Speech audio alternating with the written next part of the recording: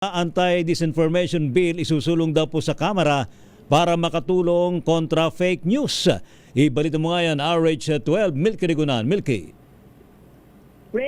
Panahon ng magkaroon ng batas laban sa fake news at disinformation. Sa gitna ng matinding banta sa ating demokrasya. Ito ang minigyang ni House Speaker Faustino D. III kasunod ng pag-asama ng anti-disinformation bill sa mga LEDA priority measures.